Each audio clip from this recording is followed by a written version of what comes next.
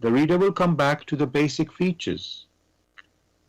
He can explain everything without having to change even one single sentence.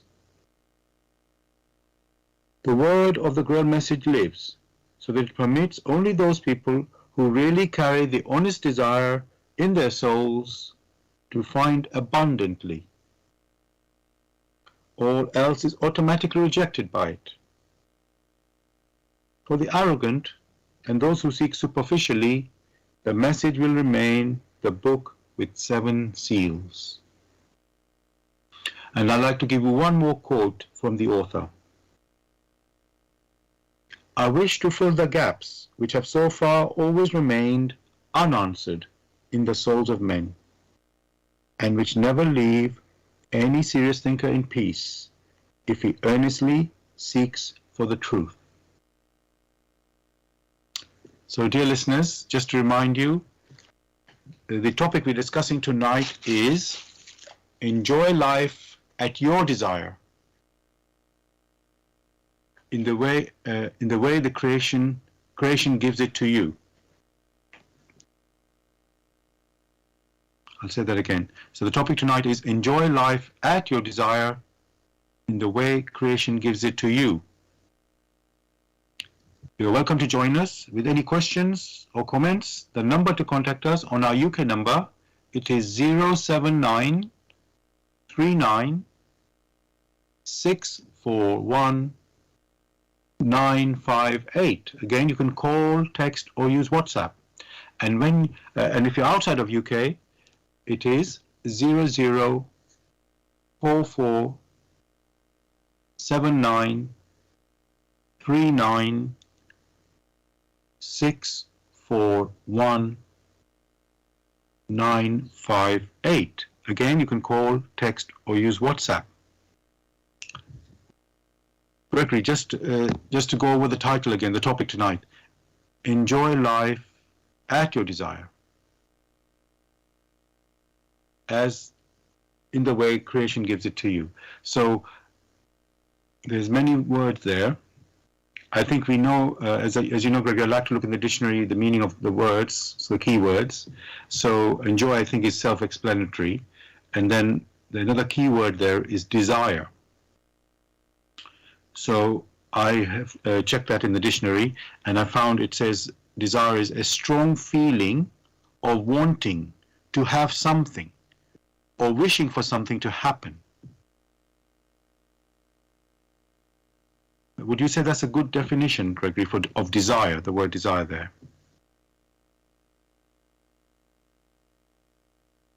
Actually, when one looked at the topic, it's that the whole sentence should be taken as one and have a more or less intuitive picture instead of the individual words, because you mentioned the word enjoy, and yes. Then you also mentioned desire. Those are just qualifying life. So one was expecting life to be the key thing there. Yes. But since that was not the case, it's very difficult to start taking the individual words to do some analysis. So what one has done is to have an intuitive picture from up down and say, this is the meaning of this, or this is the near meaning of the expressions you have here. And what one was considering, as with this expression, the volition behind it, which is the intuitive picture behind it. That is what one was considering. Okay, so let's, what I want to do, so I'll go along with what you say, look at it as a full title, not in individual words. So I will continue that way. And rather than just build the intuitive picture straight away, I would like to ask some questions just based on this one title. So if I just repeat the title for everybody just one more time, so we can start these questions. So, the listeners, the topic we have chosen tonight is enjoy life at your desire in the way creation gives it to you. Now, the first question I want to ask tonight, Gregory, is: are we actually allowed to enjoy life? Again, the intuitive picture of that question you put forward is that of an activity. As long as the human personality is engaged in an activity, depending on the direction of these activities, whether it is upbuilding in accordance with the existing laws of creation or not, that still remains an activity. So enjoyment, or its perception of enjoyment, most of the time has to do with that which is pleasurable. But creation does not have to provide to you that which is pleasurable, but that which is beneficial. So from that standpoint, one can understand that what is beneficial to the personality is what counts, not what is pleasurable and yet not beneficial. Thank you for that answer, Gregory. You've sort of pointed to us a particular direction that, or included something that we may or have overlooked, or just maybe not have considered it. So it's not only enjoying, but it must be beneficial as well. So that, and also in an upbuilding way. So that's key points you've made there. Okay. You've mentioned beneficial, so I'll just go to this straight away to the next question, and maybe you can, which is, why are we permitted to enjoy life?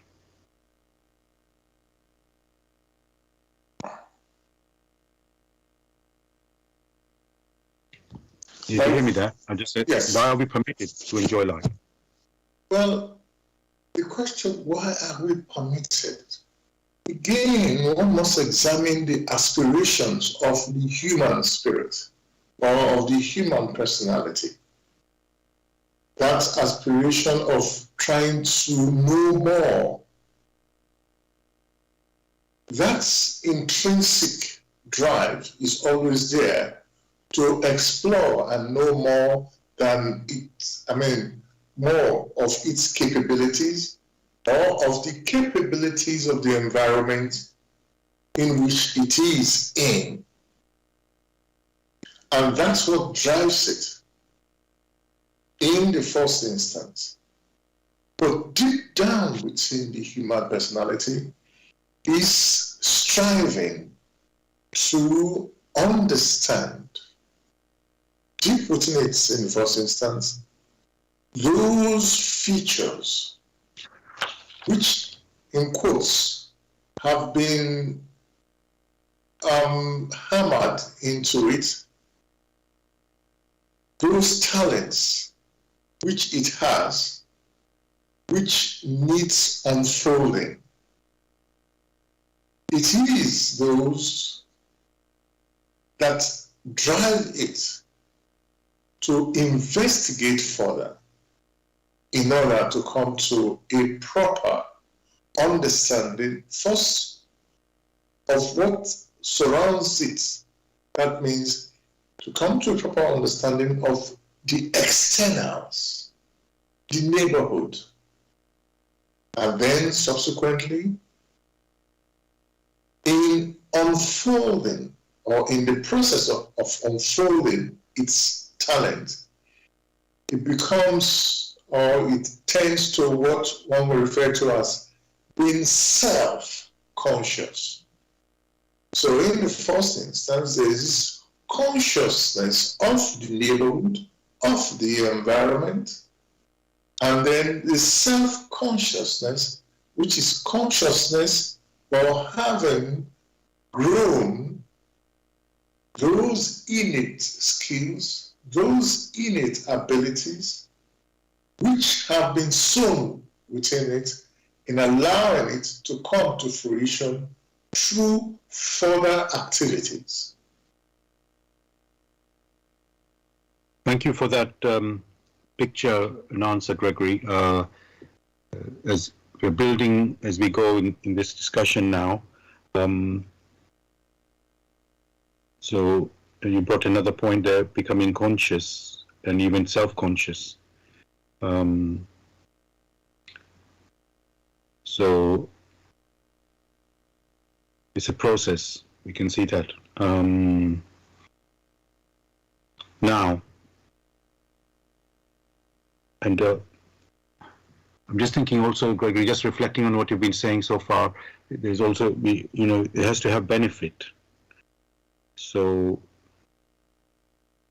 now, Gregory, is that benefit we're talking on the earthly level or spiritual level? Both? When the word or the expression benefit is used, basically it refers to the human personality. The earthly level, the earthly senses, the earthly challenges, all these are supposed to help in molding or in unearthing those intrinsic values it has within itself, or in cultivating those intrinsic values. And that is what is of benefit. Otherwise, of what use of having intrinsic values which are not cultivated? Of what is it to the farmer in having grains of corn or grains of wheat or rice which are not planted? They remain the way they are. That is not helpful. Only through further activities in planting these grains will they germinate, and in the process, the farmer tends this until it ripens and it goes further, where the farmer has to reap in multiple that which he himself has sown on the soil.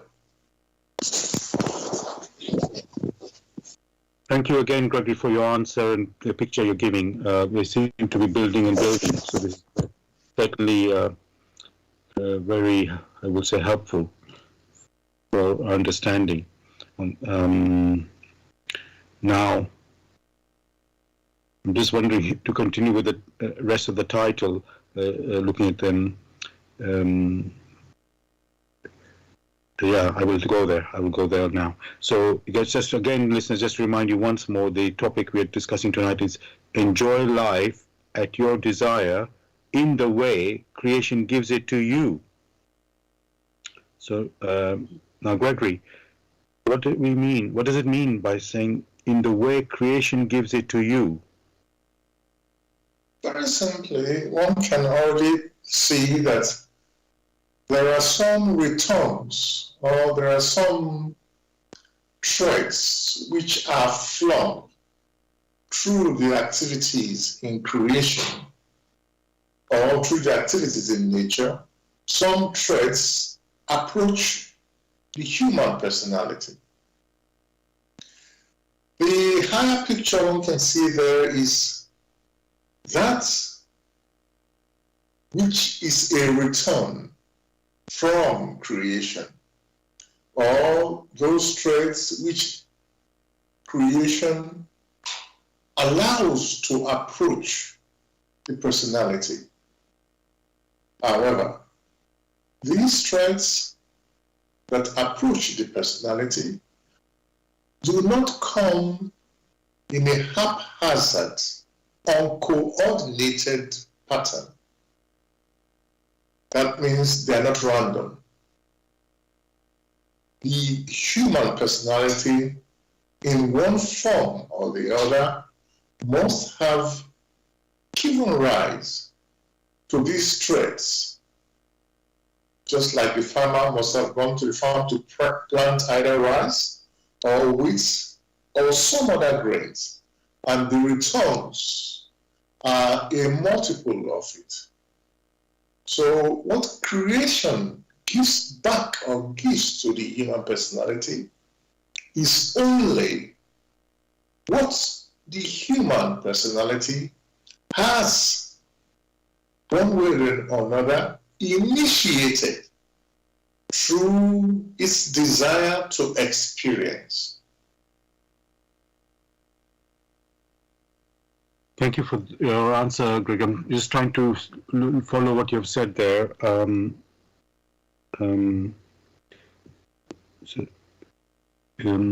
So just to understand, it's the desire, our desire initiates how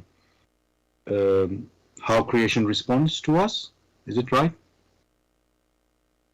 What is stressed here is, as a man sows, so shall he reap.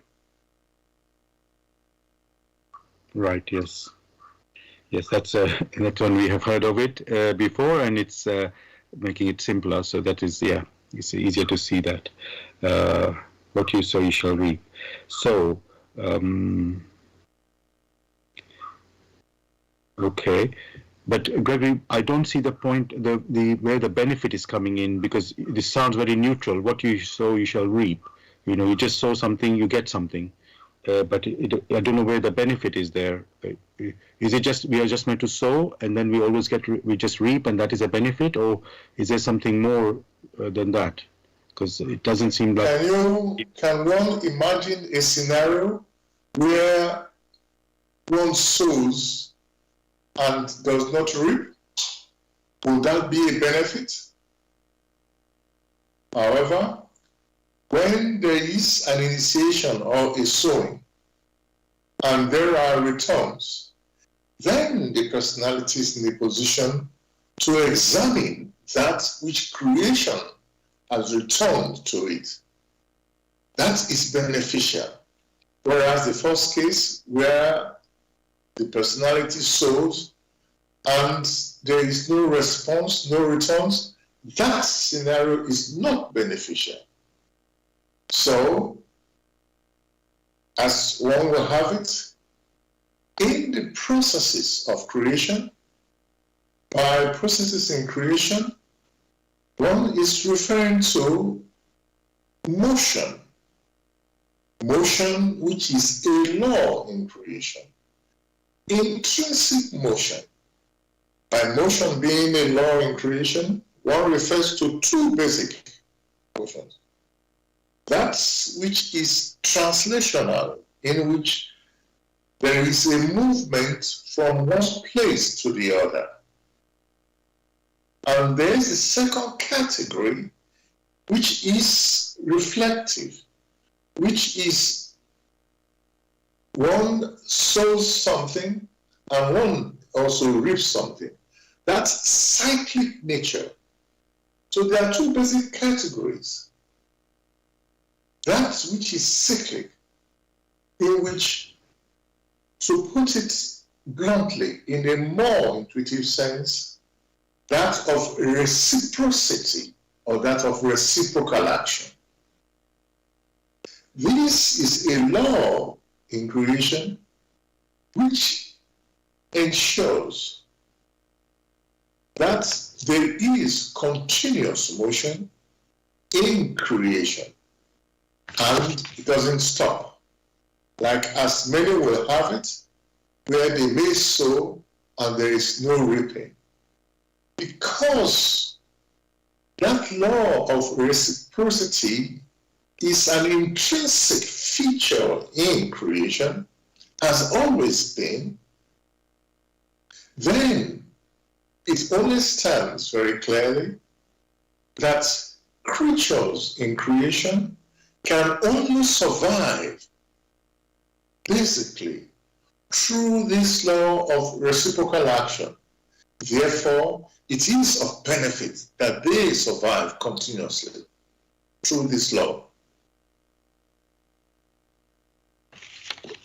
Thank you, Gregory, for your explanation and again building the picture. Yeah, I can see it's all beneficial, so thank you for that. Dear listeners, you're listening to Bless Radio.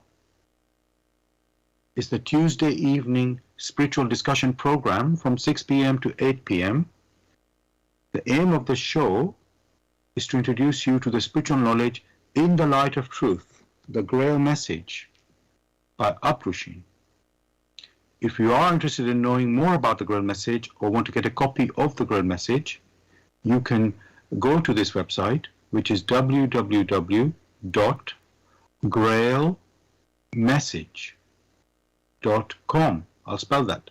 www.grail, G-R-A-I-L, message, MESSAGE.com.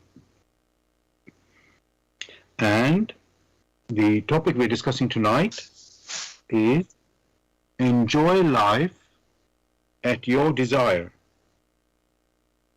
in the way creation gives it to you. I'll repeat that. Enjoy life at your desire in the way creation gives it to you. You are welcome to join us with any questions or comments. The number to contact us on our UK number, it is 079 39 641 958. You can call, text or use WhatsApp. And if you're outside of UK, it is 0044 79 89. Sorry, I'll just repeat that. I think I made a mistake. 0044 79 39 641 958. You can call, text or use WhatsApp. And just to remind you, we are broadcasting on Bless Radio 1, the number 1.com. Bless Radio 1, the number 1.com. And then also on YouTube, go to youtube.com and type in the search box Bless Radio 1. Again, that's the number 1. Space live stream. You can also listen to the recording of the show on from YouTube, again, youtube.com, and type in the search box Bless Radio 1, again the number 1, space Grail Message, then space the topic of the show, which tonight is enjoy life at your desire in the way creation gives it to you.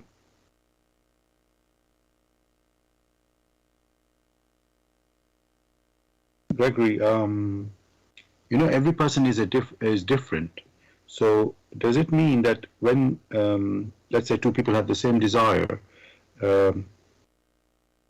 do they experience that life or enjoyment of life the same or differently? You mentioned that two people having the same desire. However, do they experience these desires the same way? That is never the case. Whenever a desire is mentioned, could be the desire to listen to music. Does it mean they listen to the same type of music? Does it mean they enjoy music the same way? No, that is never the case. Each personality will contribute into this desiring. That means in their desiring, they kind of radiate. That means they put their mark into that which they themselves are trying to enjoy or to experience. That is why they are different personalities. Otherwise, there would have been one personality. But because they are different personalities, they see things in different ways. Although the expression is the same, but the experiencing are different. Thank you for that, Gregory.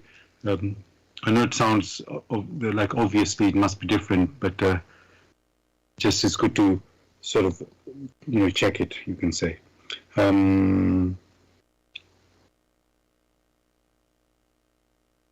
Now, I just want to compare, Gregory, earthly experiences and spiritual experiences. Would you say that the earthly enjoyment and spiritual enjoyment are the same? Basically not, because you yourself said earthly enjoyment, and on the other hand, spiritual enjoyment.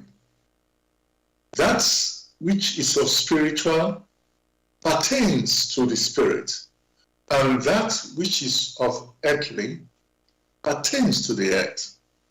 A simple example. Here, whilst on earth, people engage in playing football. They enjoy it.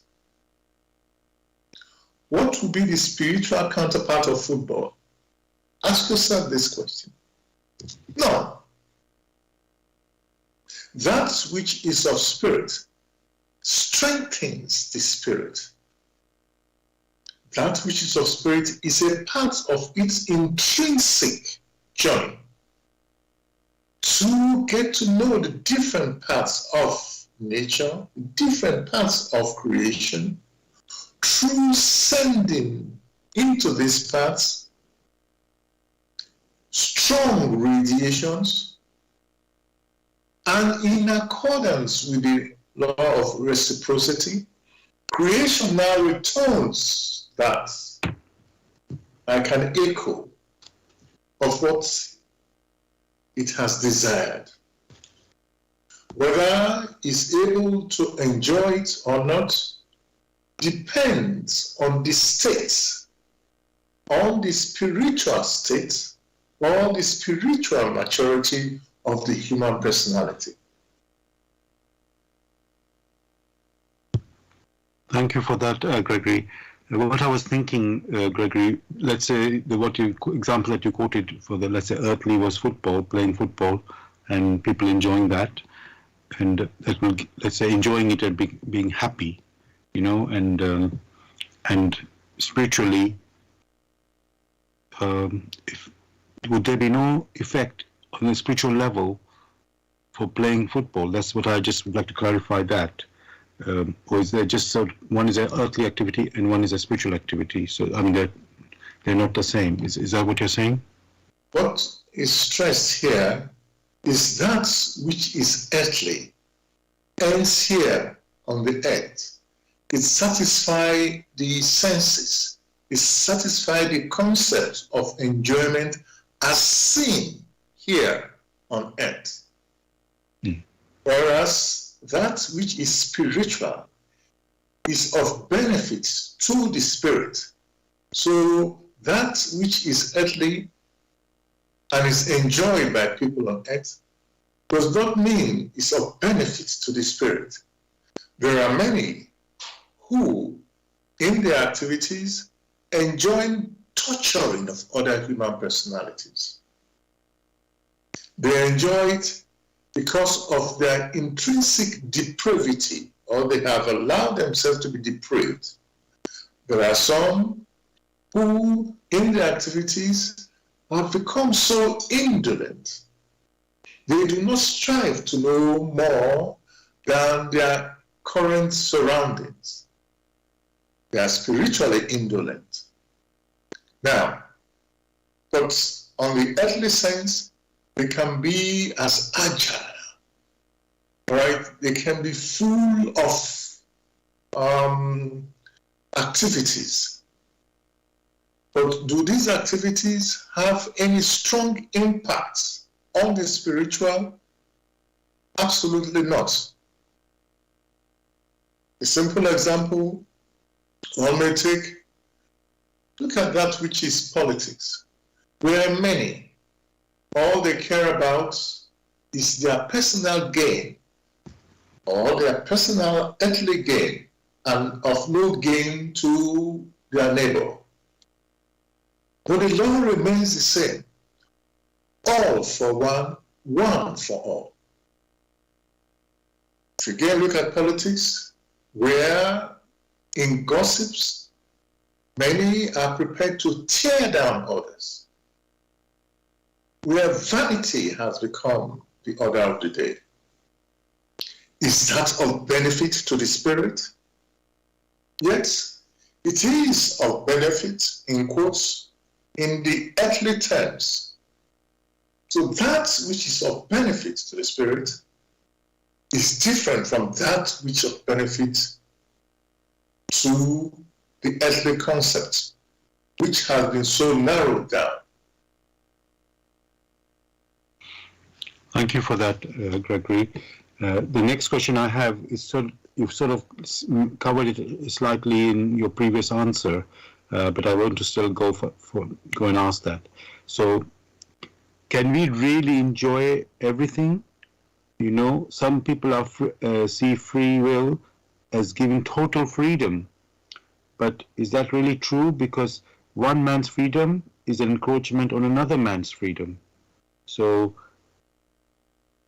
is that right? Is that really true? It's false. It is very wrong to say one man's freedom is the encroachment of another man. That is not the case. It is what one referred to a distortion of what free will is.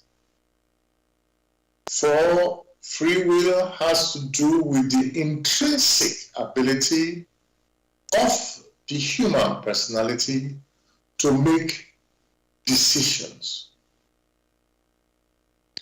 That the human personality is granted that innate ability to make decisions. That is granted to one personality, so is it also granted to another personality. And therefore, these things are done, or this is done in such a way that in cooperation, harmony can also arise. Harmony does not come from just one single note. Harmony arises from multiple notes. So it is wrong to say the free will granted to one, all right, might impact on the other. What happens basically is man in making decisions does not intuitively reflect enough how that decision will impact first on himself, secondly on his environment.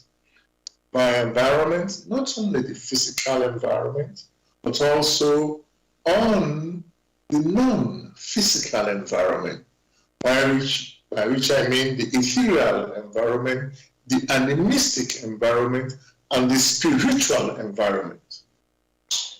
So in making these decisions out of greediness, out of narrow-mindedness, it only considers itself to the destructions of others. But it need not be so. For if others had followed that same pattern in destroying others who, like themselves, are striving to improve their lots by listening to their intuitive perception or by making use of the time granted to them here on earth to improve themselves, then if there is no cooperation, like one has said, one for all and all for one, then what you may have is greed. it must be very clear there is no just one person on earth. As many would like to think, how did the human personality then come into the earth if he or she were not born by others? Those who did that created an opportunity for self-improvement for that particular personality.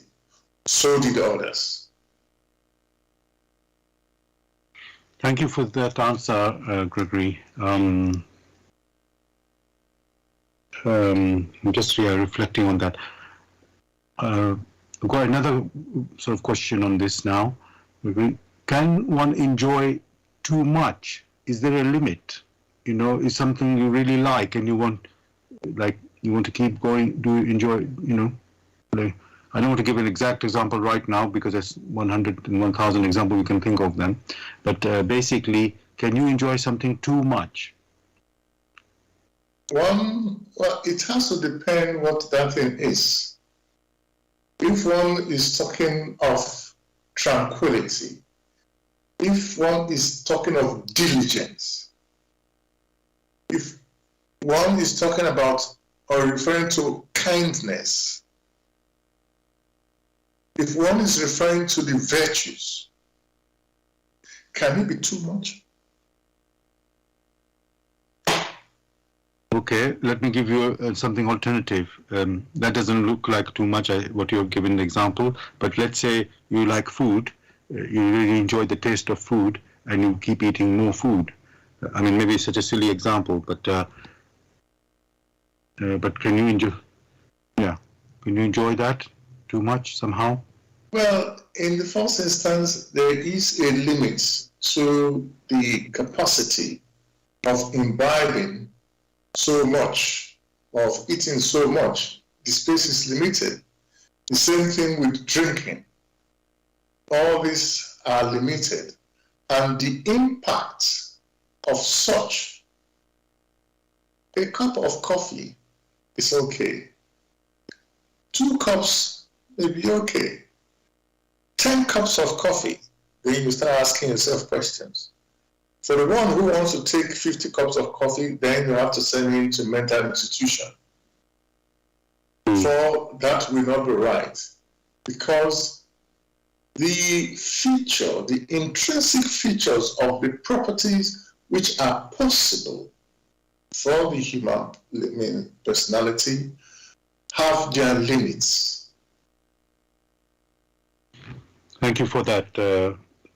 Again, I'm enjoying, you can say, our conversation and our discussion as we go along and, you know, dig deeper into this topic. It's certainly a very interesting topic.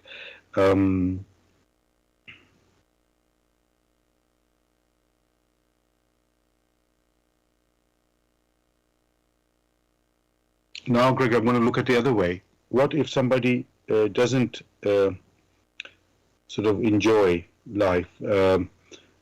Somehow, I'm trying to think of an example of that, you know, just somehow shuns earthly pleasures. Is there some,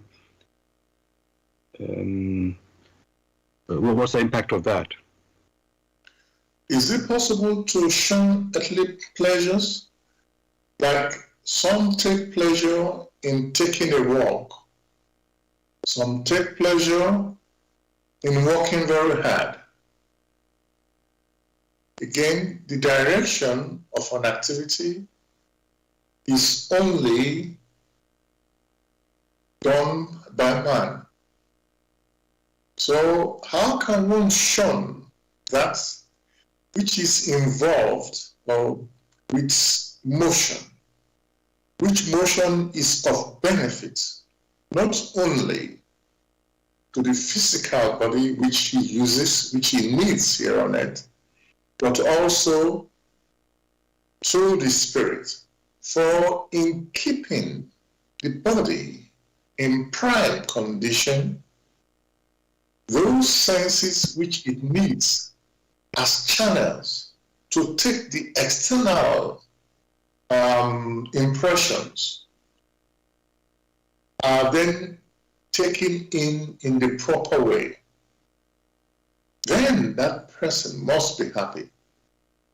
For what counts is, whilst here on earth, the human personality is able to use those senses granted to it to ensure it is of benefit to it. Of benefit to it, because life here on earth is transient. There is time in between birth and death when the human personality has the physical body. It makes use of the physical body to bring benefit to it.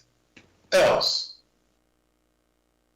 it is of no benefit, because it would have wasted that grace, that time granted to it for its physical or for its spiritual maturity. Thank you for your answer again, Gregory.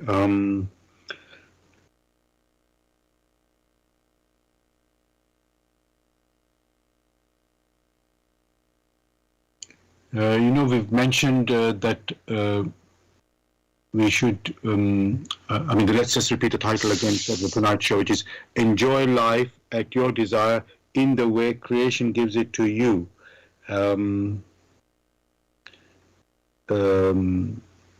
So, which we have said that it should be for our benefit. And so I'm thinking, let me just clear my head there. But benefit, yes.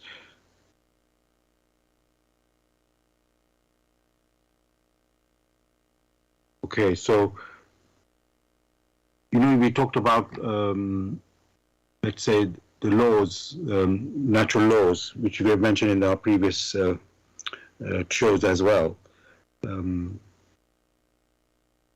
So, Gregory, what does that mean? We just have, we're supposed to live in a natural manner, and because when you have a free will, Gregory, you can do anything, right? Your desire, it's not just going left, right, or straight, just choosing a direction. Let me give you like a silly example. Going on holiday, you can go to Turkey, you can go to Greece, you can go America, India. You just pick any country, and that's just a choice there, not.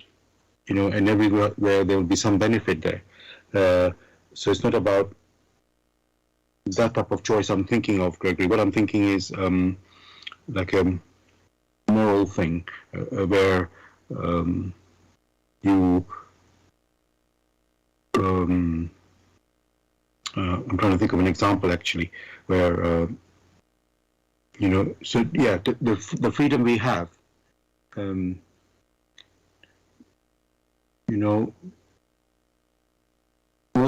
Is it that we must only behave in a way that is like natural, or can we have just let's say something different, a choice? And I can't think of an example. That's why I'm a little bit stuck, I must say that. So is it that we must behave only in a natural way, or does the choice, a benefit can be beyond nature as well, which would be beneficial?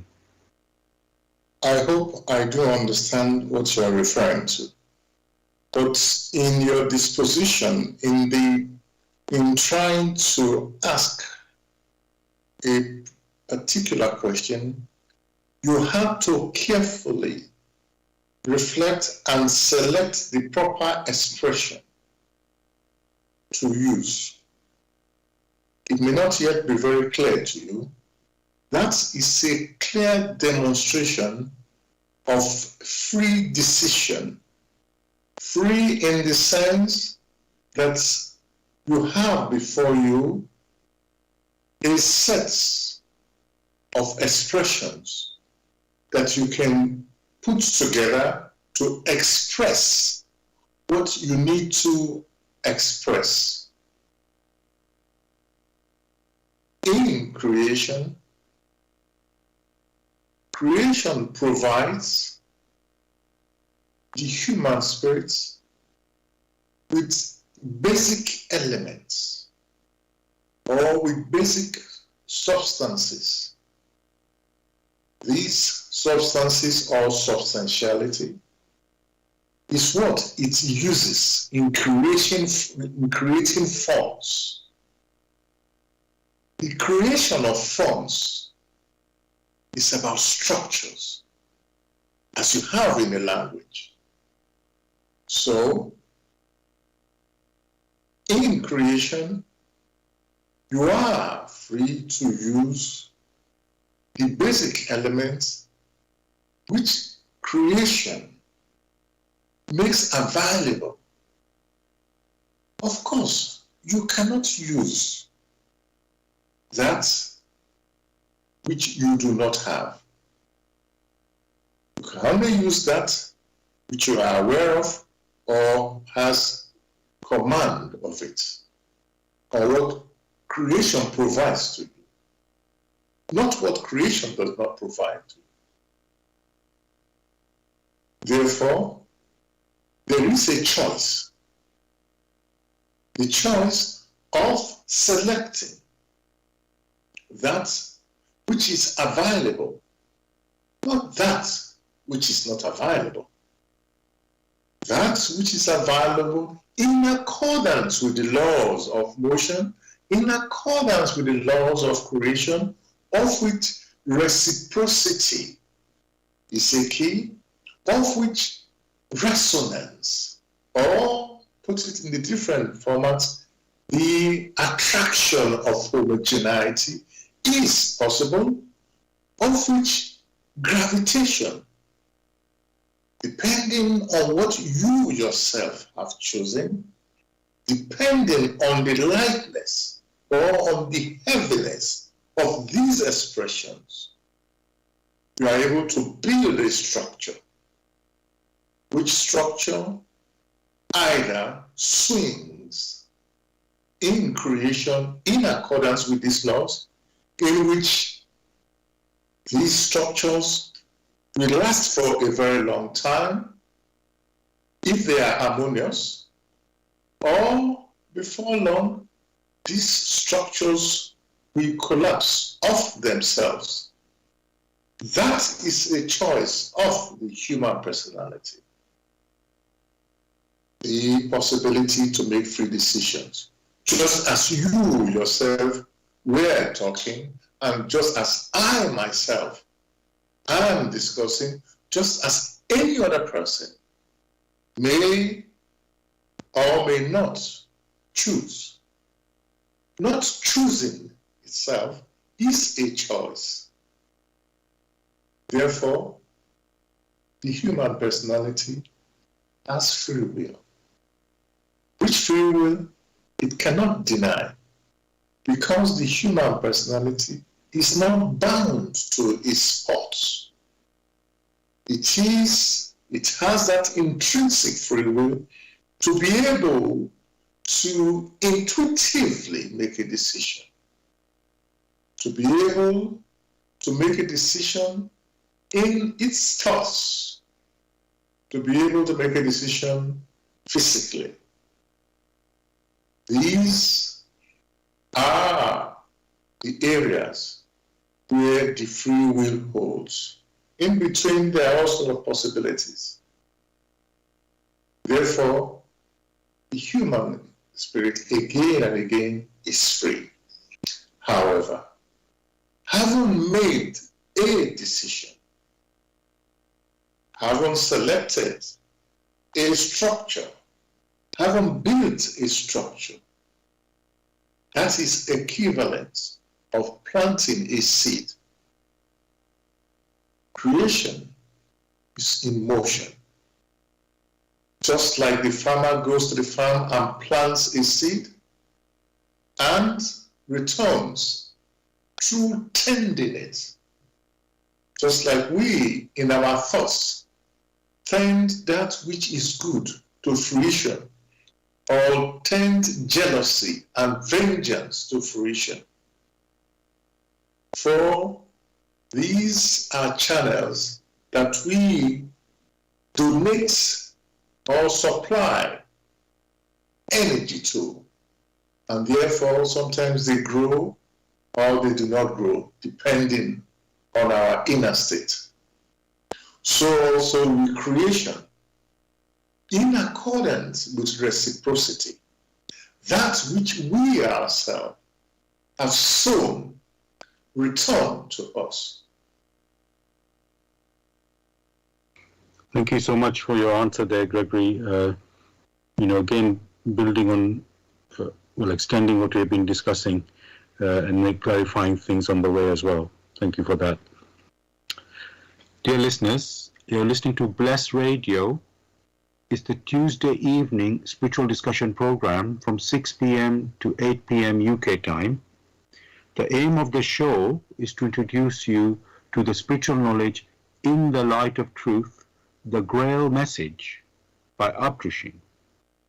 If you are interested in knowing more about the Grail Message or want to get a copy of the Grail Message for yourself, you can go to this website, which is www.grailmessage.com. I'll spell that. www.grail, Grail, message, MESSAGE.com. And you're listening to Bless Radio, as I said, and we are broadcasting on blessradio1, number 1.com. Also, we are on YouTube live. You can go to youtube.com and type in the search box, Bless Radio 1, the number 1 again, space, live stream. That's for the live show. You can listen to the recording of this show and even our previous shows on YouTube. Go to youtube.com, type in the search box, Bless Radio 1, again the number 1, space, Grail Message, space, the topic of the show, which tonight is enjoy life at your desire in the way creation gives it to you. Enjoy life, yes. So that's how you can find it on YouTube. And actually, you can also listen to from another website. I can tell you, which is www.zeno.fm/Bless Radio 1, the number 1 again. So that's zeno.fm/Bless Radio 1, the number 1. And I invite you to join in the discussion tonight. The topic again is enjoy life at your desire in the way creation gives it to you. And you can contact us on our UK number, which is 079 39 641 958. You can call, text, or use WhatsApp. And if you're outside of UK, it is 0044 79 39 641 958. Again, you can call, text, or use WhatsApp. And New Year is just approaching, just a few days to go now. So I want to wish everybody a happy New Year. It's been a long year this year, I would say. It might have flown by, but there's some very eventful. And yes, the next year we wait and see what it brings. So happy New Year to everyone.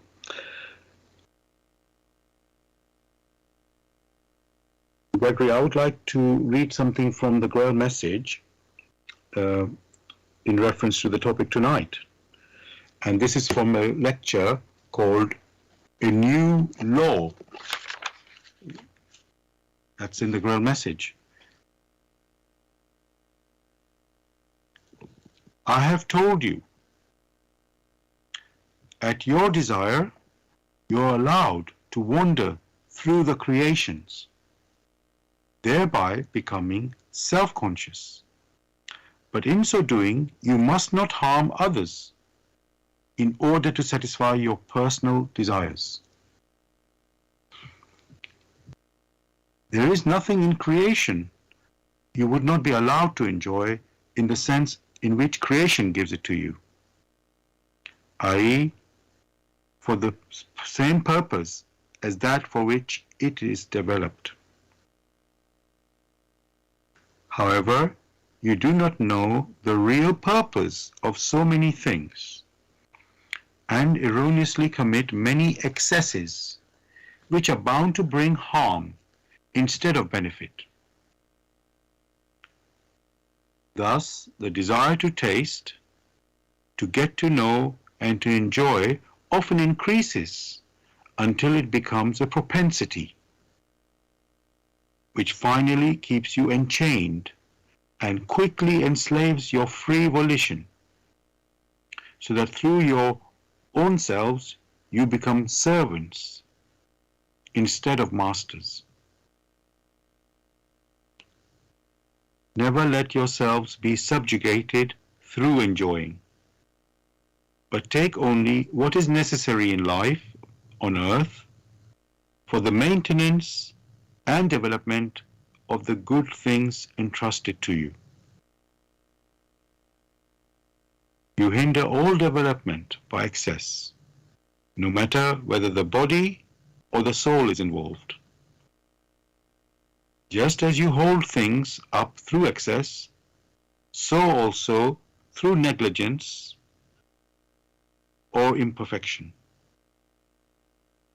You disturb the great God-willed development.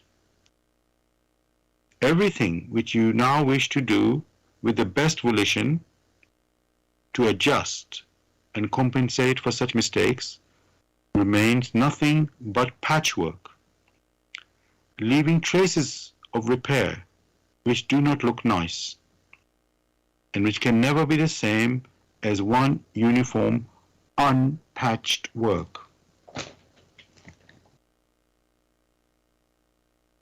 The fulfillment of the promise that everything must become new does not contain the sense of remodeling, but of forming anew everything that has been distorted and poisoned by the human spirit after it has collapsed. And as there is nothing which has not yet been touched and poisoned by man in his conceit, everything must collapse in order afterwards to become new again. Not, however, in accordance with men's volition, as hitherto, but according to the will of God, which has never yet been understood by the human soul that has begun to decay through its obstinacy.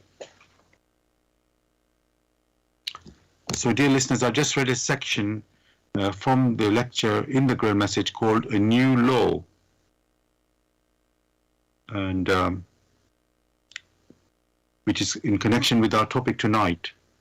Enjoy life at your desire in the way creation gives it to you. Gregory, there's a lot said in these words that I read out.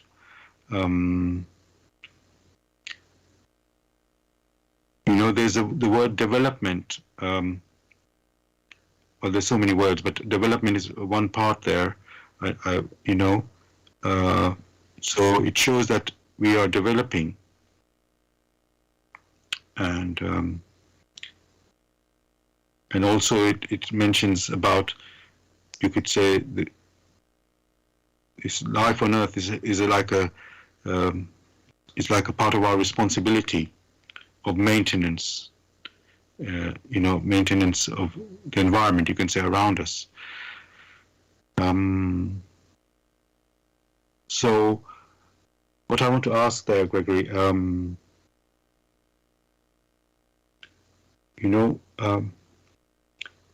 what is this development? Yeah, can you explain that, please? You said development. Development of what? Yes, I'm not saying what, but I would say some activity, some development of, it can be us, it can be maybe the earth as well, Gregory. Maybe our job is also to support the development of the earth. So let me pick first. Let's talk about the development for the earth. Let's do that first. Then we'll ask about the development of us. The sad thing when that word development is used is that many who use such expressions are not aware of what the implications are. Development does not mean arbitrary activities.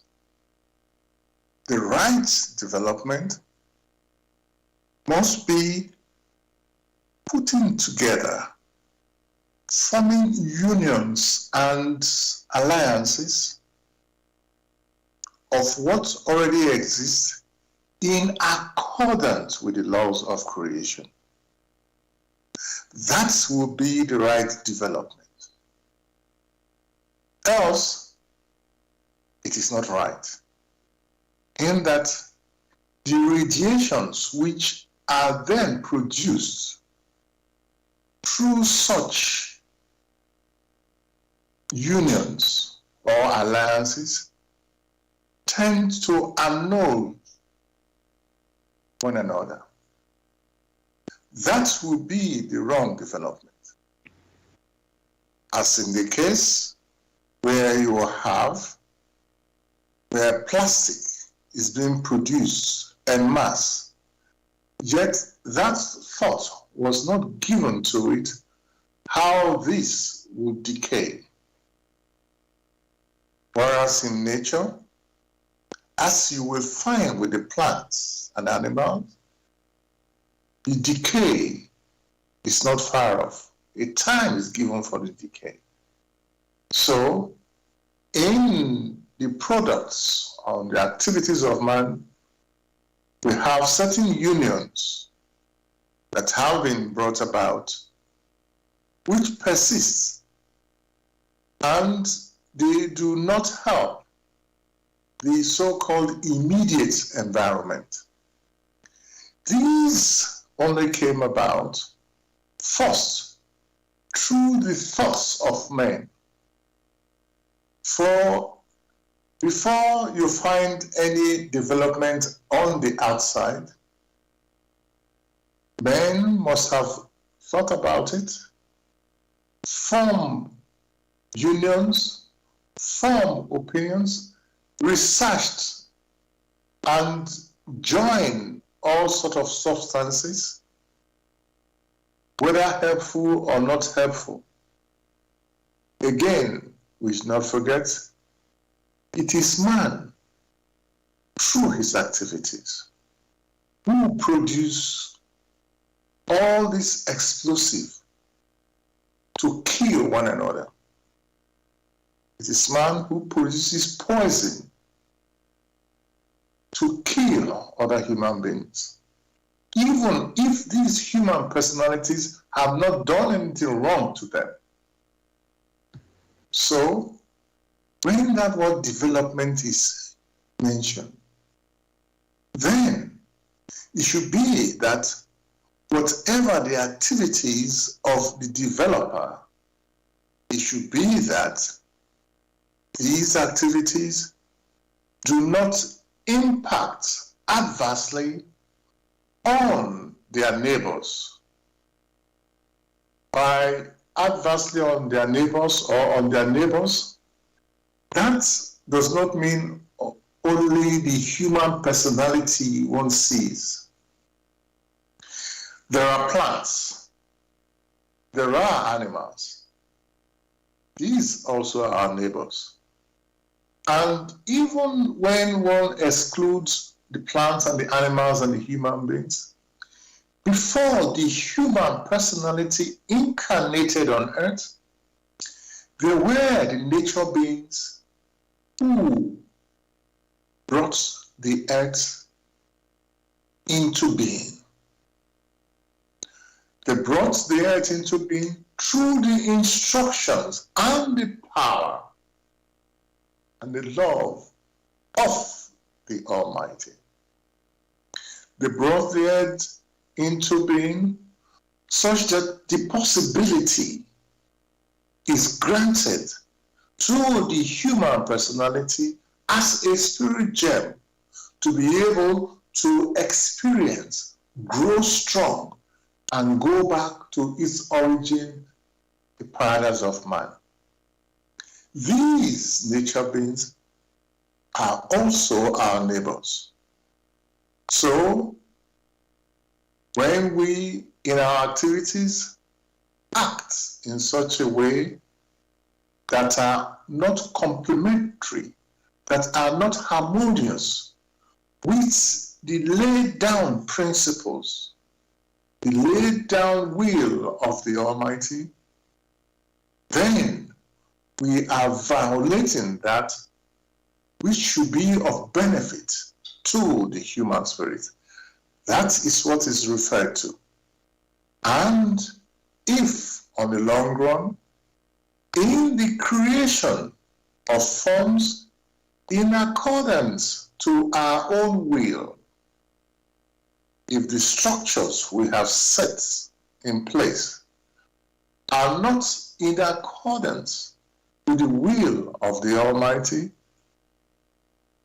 it's only right that before too long, these structures will collapse.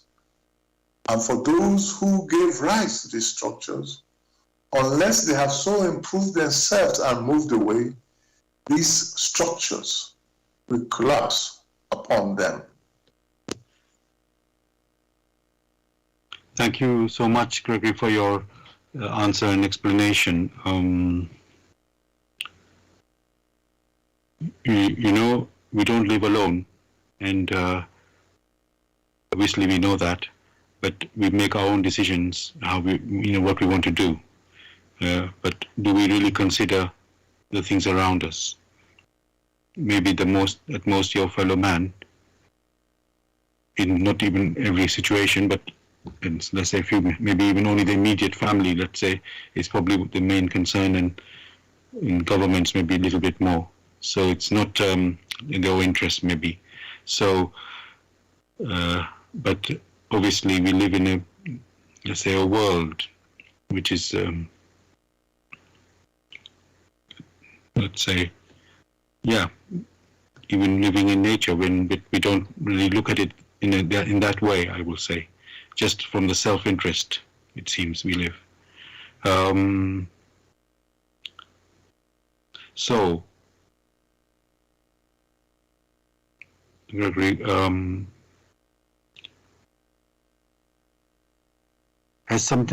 Gregory, did we ever live in harmony with nature, or have we always been, if I can use this word, messing around, or something, have we always been living this way, in the messing around, or was there a time when we were actually in harmony with nature?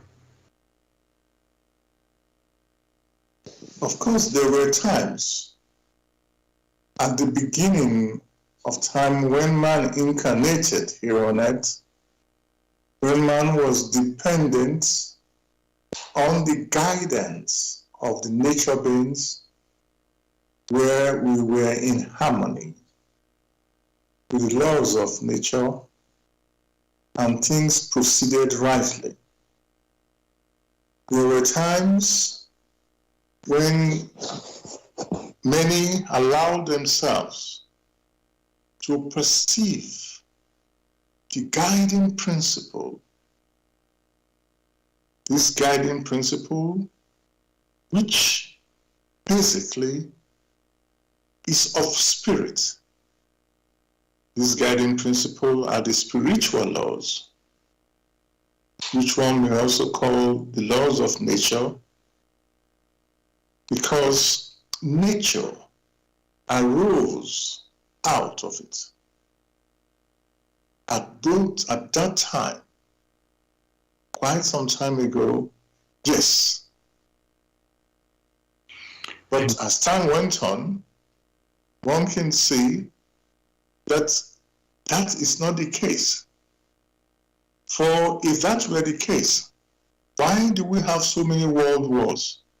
Why do we produce products which are inconsistent, which produce a lot of wrong radiation or poisonous radiation?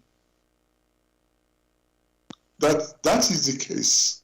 It's only a proof that most of our activities are not as it was willed. Because right now, a lot of what man does is based on his intellectual insight.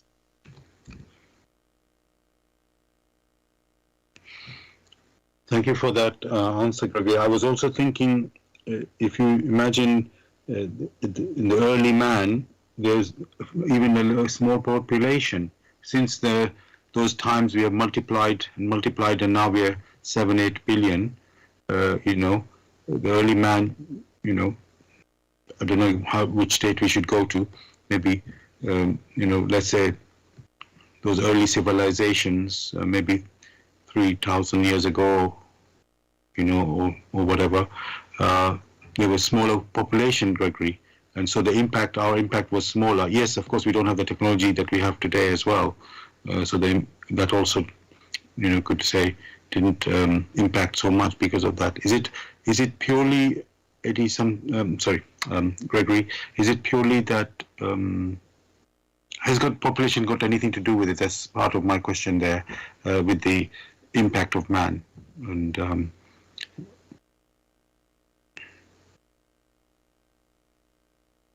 Gregory, you're on mute.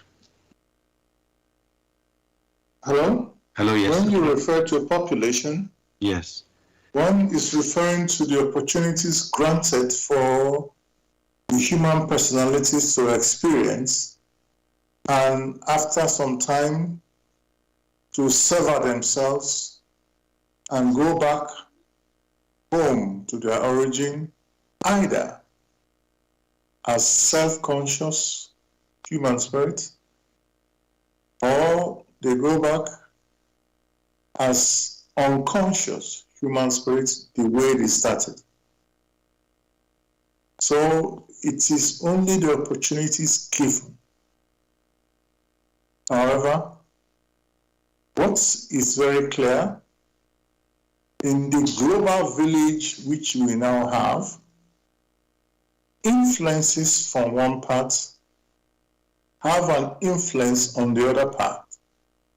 So that which is noble, if perceived correctly from one part, can also influence those in another part. Vice versa, that which is ignoble, for example, wickedness, haughtiness, selfishness, can also, in this global village, have an impact on the other part. This can happen physically through the modes of communication, or it can also happen ethereally through the thoughts of men. And this came into place through the attraction of homogeneity. Thank you for this answer, Gregory. I was just thinking that, yes, I mean, I'm not sure you answered the question I was actually wanting to ask you there, which is in terms of the population multiplying. Is that hadn't really, because the things are so obvious, let's say, the impact of things that we have done. I know we've been around, let's say, a few thousands of years as human beings, but the population now is much more, and so the impact we are doing now is more impact than, let's say, 2,000 years ago, when I don't know what the population of the Earth was at that time, but it was, even let's say we were messing around at that time, but the impact was much less. So But let me move on. Let me think. Continue on another sort of point. Correctly. What about morality? So just to remind, the title tonight is "Enjoy Life at Your Desire in the Way Creation Gives It to You." So, where does morality come in? Is there, because there was no reference there. We've talked about laws of nature, following the laws of nature and being in harmony with laws of nature. But is there any issue with morality in this regard? How creation return gives back to you without whatever we desire? What do many understand by morality?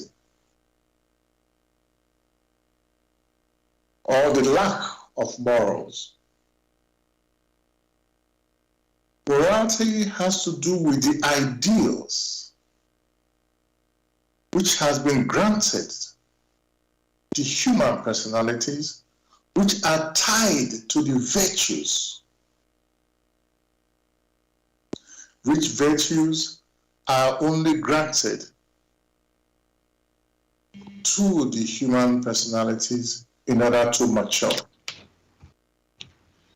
Therefore, if they do not follow the path pointed out by the virtues, then that will be immoral, or the lack of morality. That is only what it means. So, when morality is talking about modesty, kindness, flip it around, the opposite. Then you have immorality in there. When morality talks about covering yourself, it becomes immoral when you go naked. When morality calls for kindness,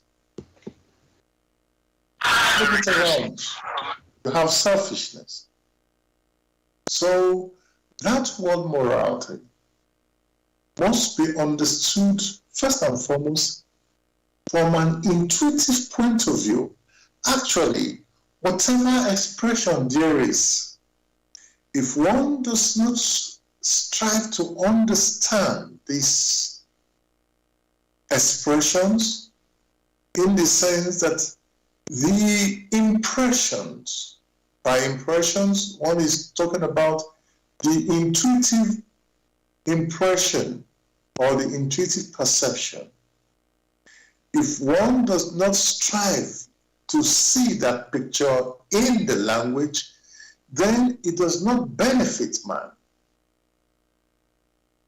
What then happens is that you take these things as separate words. You can't see the big picture that that particular word represents.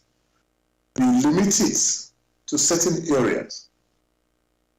For one who goes about, who has been trained and now granted the opportunity to serve, but siphons all the resources for its own use, what is now referred to as corruption.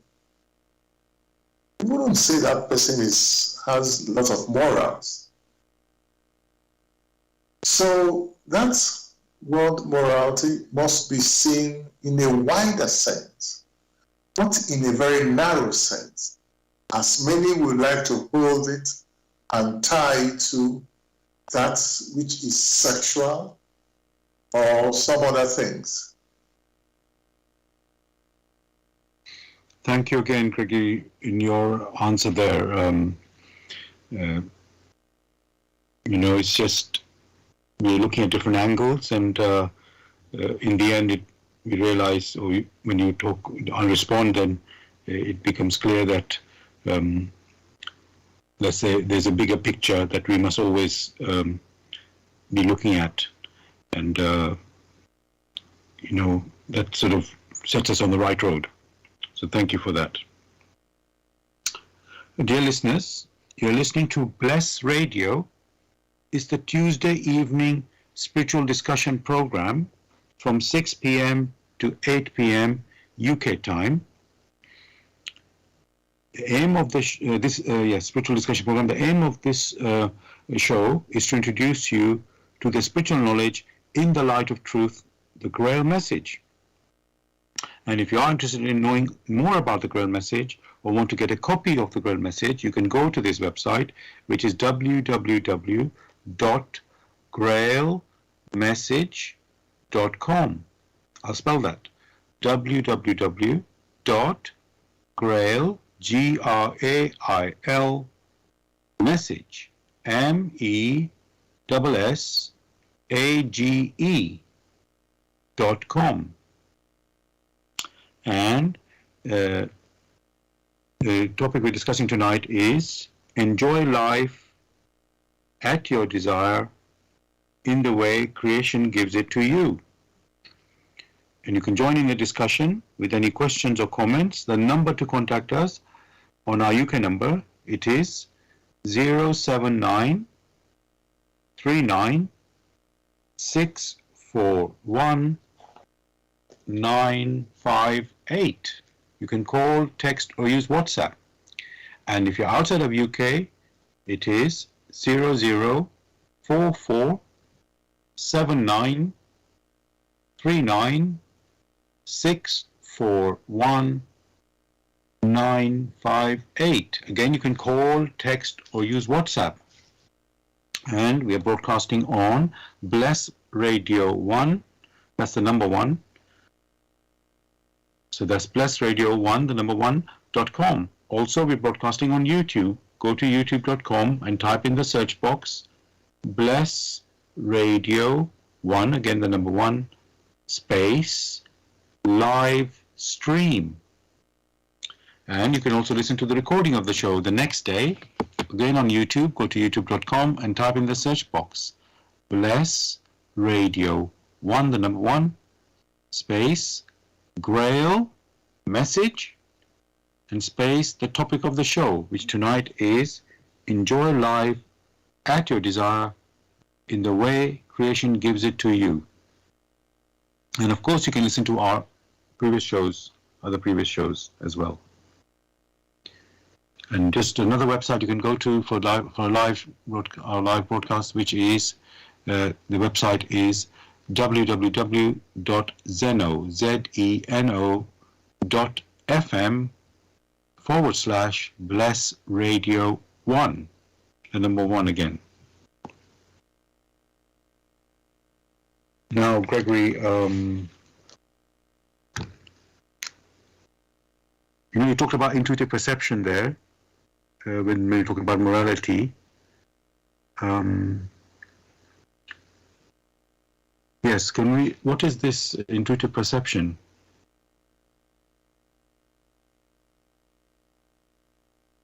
Gregory? I think you're on mute. Hello? Yes, we can hear you. Can you ask the question again, please? Yes, I said, you mentioned in your previous answer about intuitive perception. And I just wanted to ask you, can you tell us what is intuitive perception?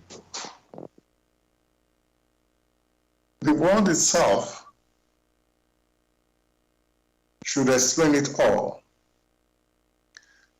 That whatever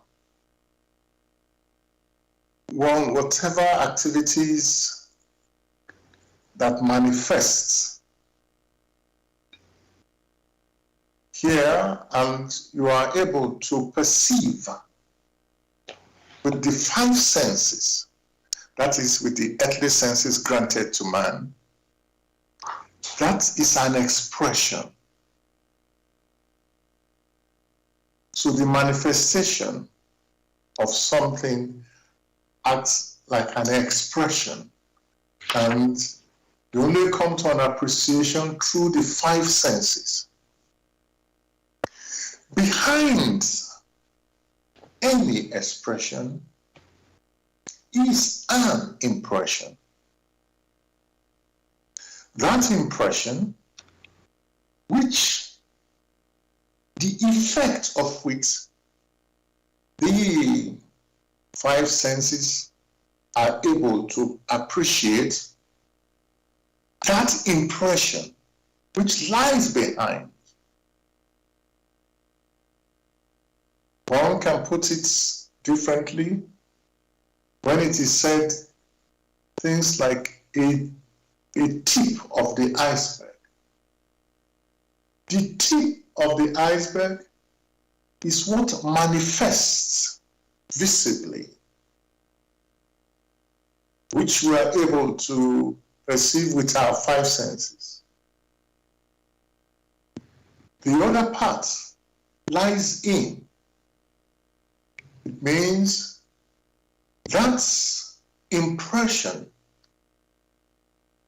which triggers such that the effect one is able to perceive with the five senses, that is the intuitive perception. That is what, through the inner heart of man, by the inner personality, one is referring to the spiritual being, the spiritual personality. That is its language. For the spiritual personality, it's not using the five senses that you have here on earth.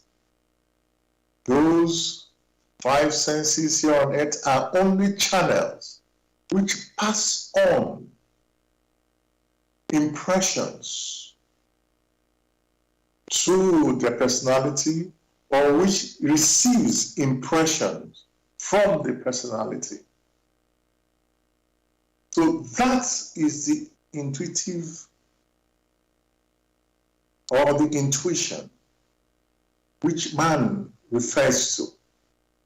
So whenever you see the manifestations in nature, which manifestation could be the human personality, which manifestation could be the mountain, could be the trees, that volition, that impression, the power, the energy,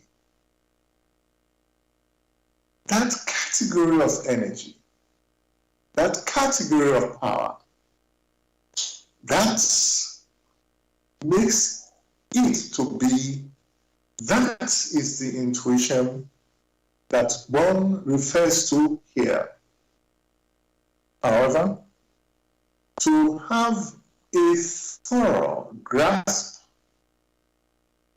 on what the intuitive perception is, there exists a lecture in the work, In the Light of Truth, the Grail Message by Abrushim. There, you will encounter and absorb for yourself the impression of what the intuitive perception is. Thank you for that, Gregory.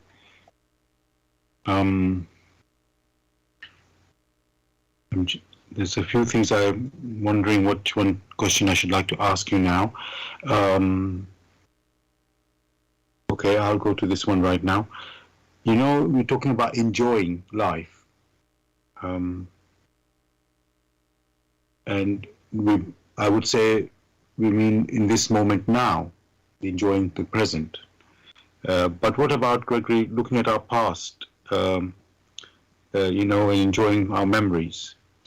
Should we look in the past with our memories, and or should just live in the present?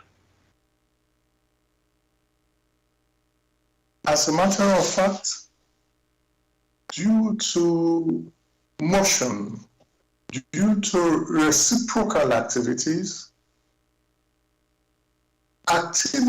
of the past have returns, which returns then strike us.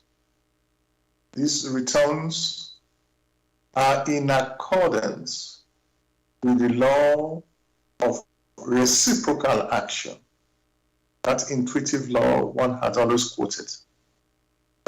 That being the case, it accosts us in our further activity. Therefore, we are forced to reflect on why this has come our way.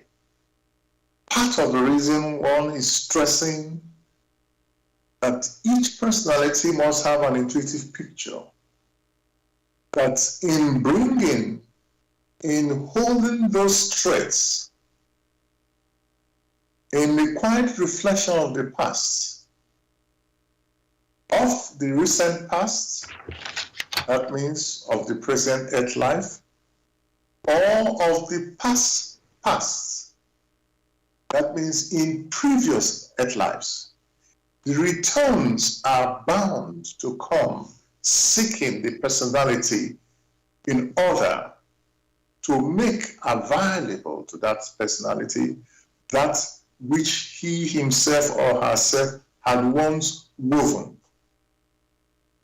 That being the case, we need to embrace that which we had once sown in order, in quotes, to enjoy it and learn from it, or in order to reject it and say, this is no more of pleasure.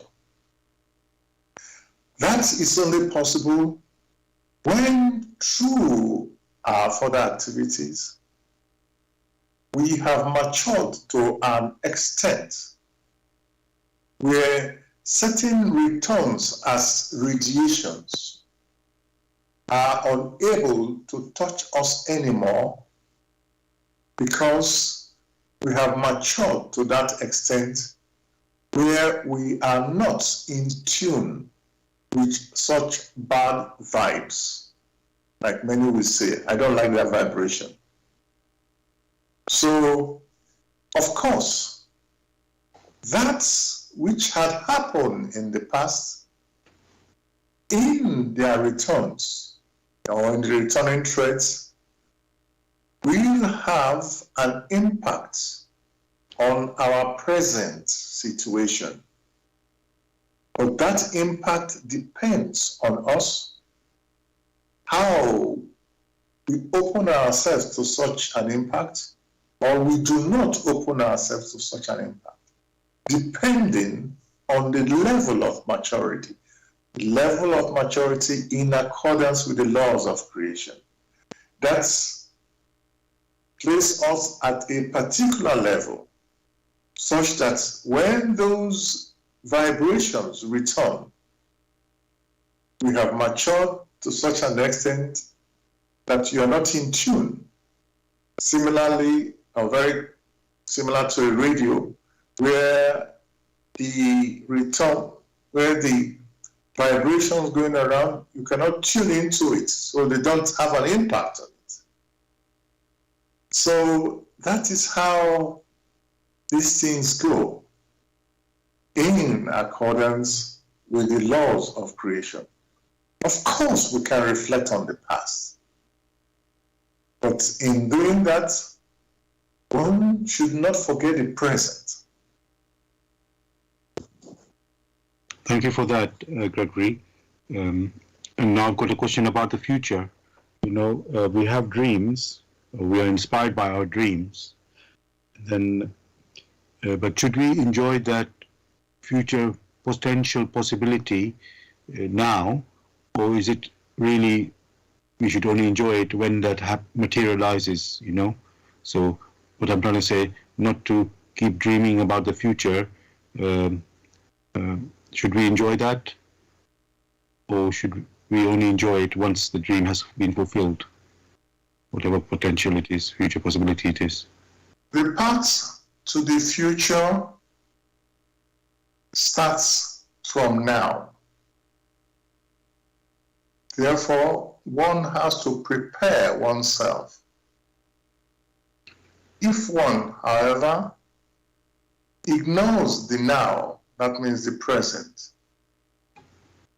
and that is unprepared for it, in the sense it does not make use of the possibilities that is granted to it now, how then can it then arrive at a future? What one is saying is basically similar to what many hold in their football games. Everyone wants to play for the best team. However, you must work hard for it. Whatever picture is shown to you is only a potential. You yourself have to make it a reality. That means, based on what is available now, based on the resources that are available, you have to strive in a step-by-step fashion to attain to the high goal of the future. If, however, one does not do that, then one will not arrive at that high goal, but will fall short. Thank you for that, Gregory. Now I'm going to go to another angle now. Many times you ask someone how they're doing. I'm talking about you meet somebody at, let's say, at work, and let me try to put a proper picture there. So then, let's say somebody's at their home, and so you go knock on the door because you have to visit them there. You're visiting them there, and let's say you just come across somebody who's working. Let me put it in that way. That you come across somebody who's working, and you just say, "How are you doing?" And you wish, and they say, "Oh, it's like, oh, let me add something. I wish, I want to put it in a context. So somebody is working, and then you wish them a happy day, and then they reply back, I'm working. In the implication being, Gregory, that they're not really enjoying it because they're working. They only enjoy when they finish the work and they're doing something more pleasurable, like, just eating at home or something, being at home. So, and that was coming from wishing somebody a happy day. So it's like it's not possible to be happy when you're working. This is quite a common thing that I do find when I greet people this way. So what I'd like to ask there, Gregory, and it could be the job, Gregory, is hard work, it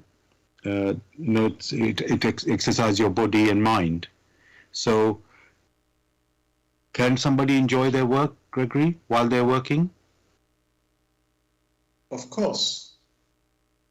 Many can enjoy their work while they're working. It depends on the type of work one is engaged in. If that work is to grant that personality resources for further activities, then they had better enjoy it. Otherwise, let them stop that particular work, and they don't have any activity to engage in, to see how they can then, in quotes, enjoy themselves by not doing anything. Even in the case, the constant example we use, because many are so attached to it. When you see people out there kicking the ball, and it looks mad, and they earn, in quotes, big salaries, people feel envious. They have so much. But what many haven't considered, that to get there, there is the need for constant activity. That for many, it may not be pleasurable, but it has to be done. It has to be done so that they themselves can achieve a very high aim. Many times, one is drawn to certain activities which superficially looks very hard. However, in that particular activity, they are forced to learn many a lesson. For sometimes, and very sadly, many people only learn through odious activity, through very hard activity, which initially they may not like. Whereas the other type of activity which is not hard, they do not take it seriously. They become so superficial. And that being the case, they are unable to learn the necessary lesson which will be useful for the future. Therefore, they fall short. So, many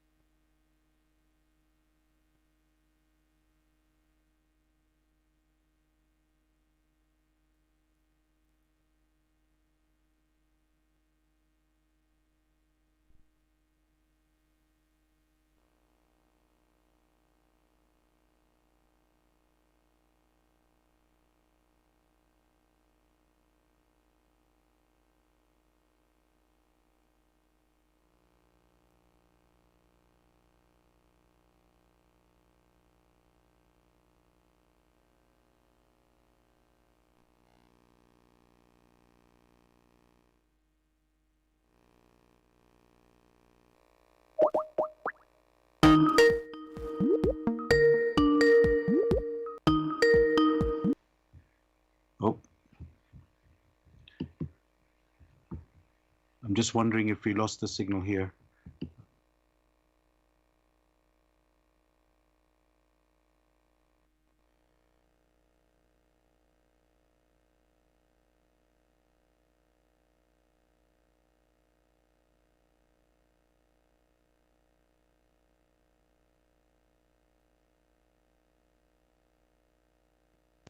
I'm gonna just close this and try this.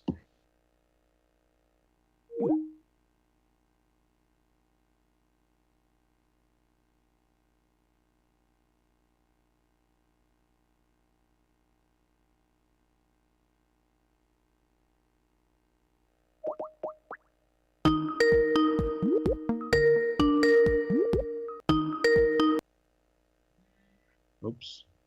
Hello?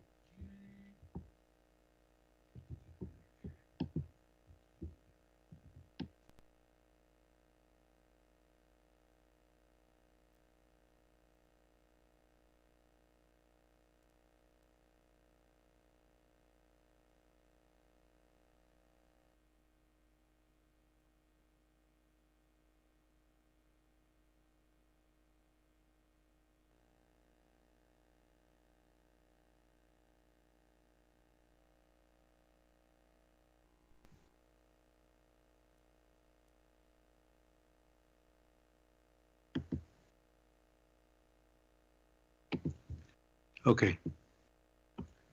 I think we are on now. Yes, sorry, listeners. I think we got cut out for a few moments in our broadcast. So apologies for that. I think some technical issue went wrong there. So we are now back, listeners. Gregory, we just got 5 minutes to go to the end of the show. I think we can do one more question before we end.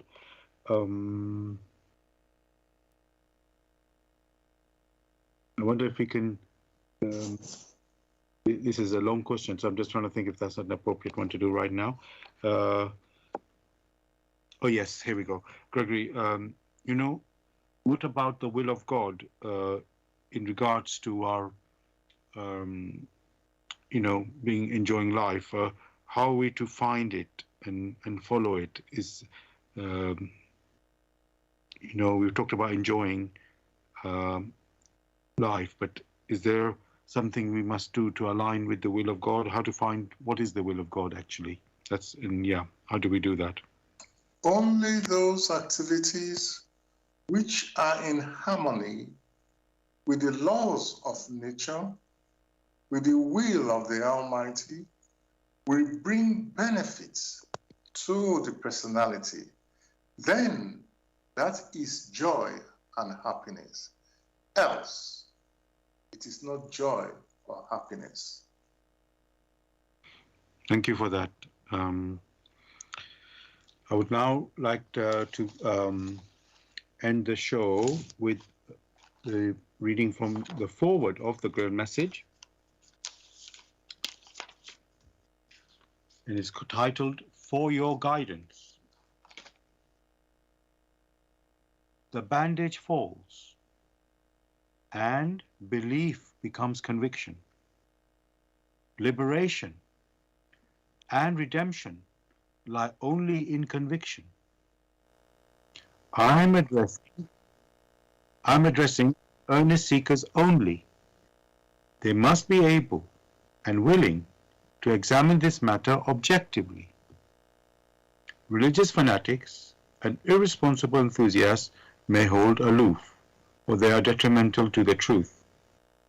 As for the malevolent and prejudiced, they shall find their sentence in the very words. The message will strike only those who still carry within them a spark of truth and the yearning to be true human beings. To all such it will become the shining light and staff. It will lead them unswervingly out of all the chaos of the present-day confusion. The following word does not bring a new religion, but is intended as the torch to help all serious listeners or readers to find the right path, which leads them to the longed-for height. Only he who bestirs himself can advance spiritually. The fool who uses extraneous aids for this, in the form of ready-made opinions of others, only walks his path as if on crutches, while ignoring his own healthy limbs. But the moment he boldly uses all the abilities which lie dormant within him, awaiting his call to help in his ascent, he is employing the talent entrusted to him in accordance with his Creator's will, and will easily overcome all obstacles that seek to divert him. Therefore awake. Genuine faith lies only in conviction, and conviction comes solely through an inflexible weighing and examining. See that you're truly alive in the wonderful creation of your God. Abdushin. So, dear listeners, that is the foreword of the Grail Message. And if you are interested in getting a copy of the Grail Message or knowing more information on the Grail Message, you can go to this website, which is www.grailmessage.com. I'll spell that, www.grail, Grail, message, message.com. gmail.com. Gregory, is there anything you'd like to say to the listeners to say goodbye? Wishing everyone a fruitful and joyful New Year 2022, filled with joyous activities. Thank you. From me also, listeners, thank you for joining us tonight, and hope you enjoyed the topic and our discussion. And of course, we'll be back next year with a new topic, as usual. Again, I wish you too a beautiful, happy New Year with new opportunities and, spiritual growth. May we all awaken to the help that is out there. All the best, everybody. Have a great rest of the week. God bless. Take care. Goodbye.